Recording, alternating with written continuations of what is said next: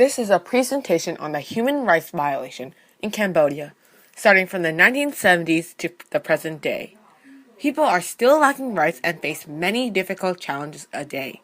You will learn how it all started and what is being done today to help the people of Cambodia live a better life.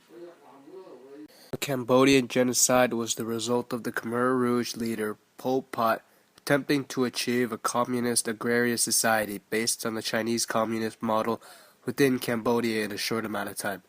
From 1975 to 1978, the Khmer Rouge executed millions of Cambodians to achieve this. Most people living in Cambodia before the human rights violation were either those who believed in Indian cultures, the beliefs of many god kings, or Buddhist, although Buddhism was the main religion in Cambodia at that time. Cambodia was also influenced by French colonialism. At that time, one of the two major forms of government was communism. Many wanted to spread communism to show power and display strength. Many nations fell to invaders who forced communism to be their form of government. The spread was rapid and many people hated and feared communism. The Khmer Rouge were communist rebels that set up a communist government in Cambodia. Their leader was Pol Pot.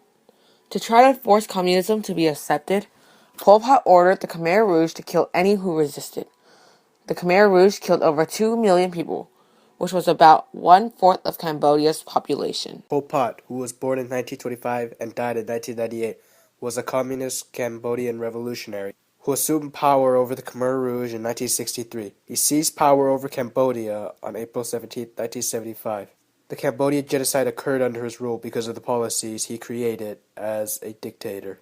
Paul was the president of the Khmer Republic. He founded the republic with the intention of removing corruption in the Cambodian government. The Khmer Republic was weak and relied heavily on U.S. support. In 1975, Cambodia went into civil war. It was fought between the Khmer Republic and the Khmer Rouge. Lon Nol fled into exile immediately after losing the war. In the Vietnamese Civil War, the U.S. had become suspicious of Viet Cong guerrillas in Cambodia. The Khmer Republic, which was completely dependent on U.S. support, allowed the U.S. to come in and bomb much of Cambodia with napalm. Thousands of Cambodians died. In desperation, many Cambodians turned to Pol Pot's Khmer Rouge, giving them the necessary support to seize power. Pol Pot's main goal was to impose the Maoist form of communism onto all of Cambodia. He also wanted to ethnically cleanse Cambodia. He successfully removed all foreigners as well as many religious enthusiasts. Another goal was to regain land lost to the Vietnamese and restore Cambodia to its full glory. Pol Pot believed that there were many threats to his vision of a Maoist Cambodia. These included intellectuals, educated people, monks, and other religious enthusiasts. These types of people were a priority for the Khmer Rouge to execute. Pol Pot also feared for CIA and KGB spies in Cambodia and killed thousands of suspected agents. Other reasons for the Khmer Rouge to execute people were if they were handicapped, old, or a child, mostly because the value of a human being in Pol Pot's ideal Cambodia was determined by ability to work. The Khmer Rouge would also kill people who expressed emotion, wore glasses, or spoke a foreign language. Everyone who wasn't instantly executed by the Khmer Rouge was sent to the labor camps to work in the fields. This was how Pol Pot wanted to achieve a pure agrarian communist society. Millions died in these labor camps due to starvation, malnutrition, disease, lack of sanitation, and more execution from inability to work. The killing fields were where the Khmer Rouge executed and buried most of their victims. To save ammunition, many were just killed by poison. Over 20,000 of these mass graves have been uncovered. Some of these victims had to help dig their own graves. People who oversaw the killing fields were fellow civilian Cambodians.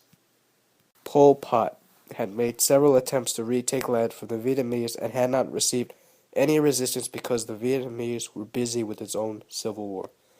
After the Civil War in 1978, the Vietnamese was able to invade Cambodia and remove the Khmer Rouge government and replace it with their own government.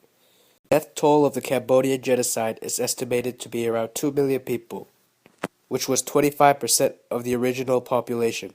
Thousands more died afterwards from disease and starvation because the UN could not send aid to countries under Vietnamese rule.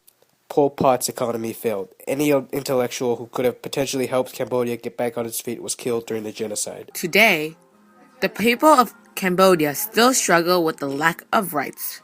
These include women rights, judiciary rights, LGBT rights, and the corruption in the police. Organizations are trying to help people gain back these rights. Women in Cambodia face many difficult challenges in their life. While men have importance and power, women are counted as possessions or objects. Women undergo domestic violence and rape. They also experience physical, sexual, or emotional abuse from their husbands because of the lack of rights given to them. Unlike the United States government, Cambodia's government lacks a separation of powers. This leads to the unbalanced and unfair trials. Although there is a right to remain silent for all the defendants, they don't actually get to. Judges also answer their phones in 32% of trials made, distracting them from the trial. The rights given to lesbians, gays, bisexuals, and transgenders are called the LGBT rights. The amount of rights given to these people are slowly increasing, but before, they endured suffering, discrimination, and abuse.